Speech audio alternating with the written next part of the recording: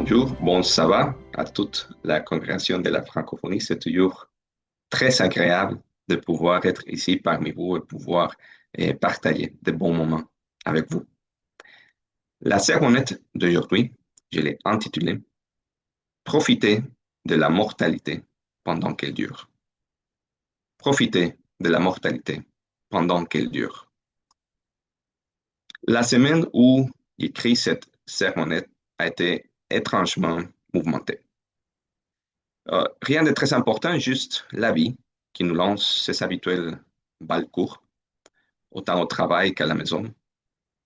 Petit rhume, un coup de tristesse après le départ d'une chère cousine, l'organisation à la maison, des clients au travail heureux, des clients mécontents, des patrons satisfaits, des patrons irrités. Beaucoup de réflexions sur mes plans personnels, mes projets en couple avec mon épouse, mes ambitions professionnelles. Tout ça pendant que le monde change à grande vitesse autour de nous.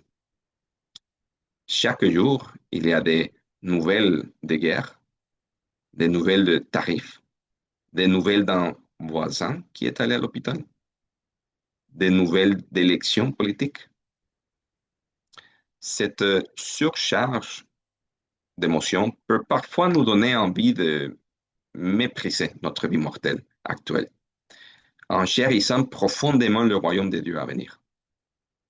Le royaume de Dieu, effectivement, sera magnifique et paisible, si différent du manque de paix et d'ordre que nous vivons dans ce monde. Lisons à ce sujet, rapportez-vous s'il vous plaît à Apocalypse. Nous allons lire Apocalypse, le chapitre 22 et les versets 1 à 5. Verset 1, et il me montra un fleuve d'eau de la vie, limpide comme du cristal qui sortait du trône de Dieu et de l'agneau. Au milieu de la place de la ville et sur les deux bords du fleuve, il y avait un arbre de vie, produisant 12 fois des fruits, rendant son fruit chaque mois, et dont les feuilles servaient à la guérison des nations. Il n'y aura plus d'anathème, le trône de Dieu et de l'agneau sera dans la ville. Ses serviteurs le serviront et verront sa face, et son nom sera sur leur front. Il n'y aura plus de nuit, et ils n'auront besoin ni de lampe ni de lumière, parce que le Seigneur Dieu les éclairera, et ils régneront au siècle des siècles. Ceci n'est qu'une partie de la description de la Nouvelle Jérusalem.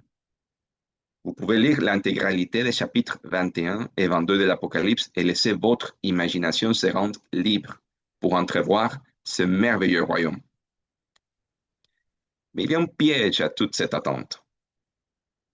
Attendre avec une telle ferveur quelque chose de si merveilleux peut aussi nous rendre anxieux.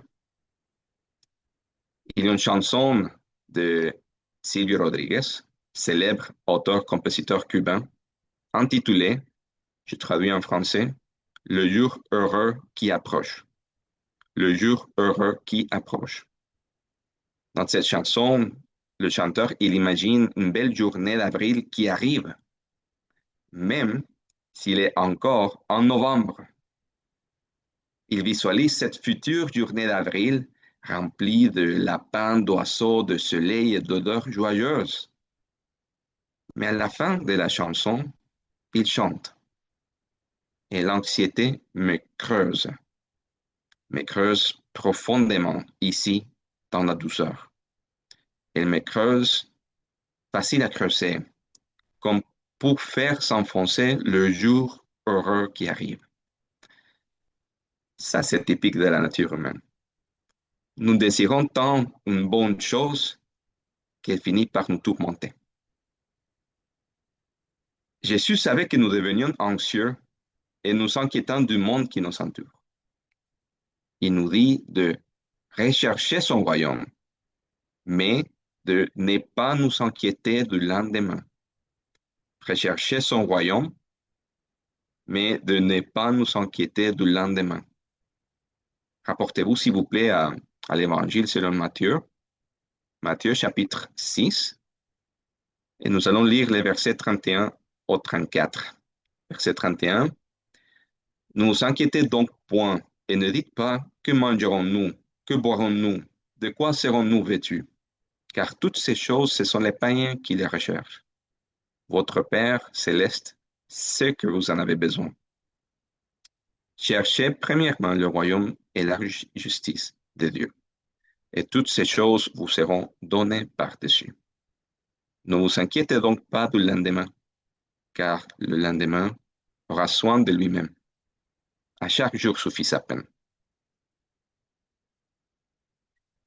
La Déclaration d'indépendance des États-Unis affirme que tous les humains ont le droit, entre autres, à la poursuite du bonheur.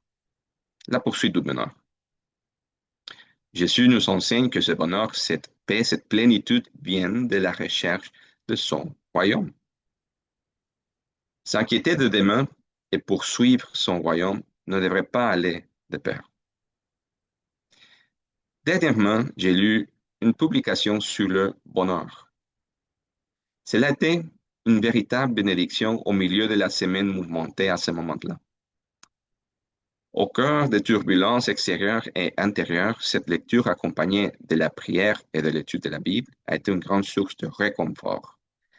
Dans un des articles, il est mentionné que savourer les petites choses simples de la vie peut aider à se détendre et à être heureux plus souvent. Dans cet article, il liste les bénéfices d'être facilement satisfait. Je vais vous mentionner ici les 7 bénéfices d'être facilement satisfait. 1. Vous êtes plus susceptible d'être heureux. 2. Votre quotidien est parsemé de petites joies. 3. C'est libérateur de ne pas devoir poursuivre une perfection constante, que ce soit dans les objets, les gens ou soi-même. 4. Vous êtes moins influencé par les biens ou les événements censés vous procurer du bonheur. 5. Être détendu et apprécier les plaisirs simples de la vie démontre une force de caractère. Vous vous connaissez et n'avez pas besoin de prouver quoi que ce soit. 6. Cela peut vous faire économiser de l'argent. Il y a de la sagesse et de la valeur dans les choses qui ne coûtent pas une fortune. Et finalement, 7.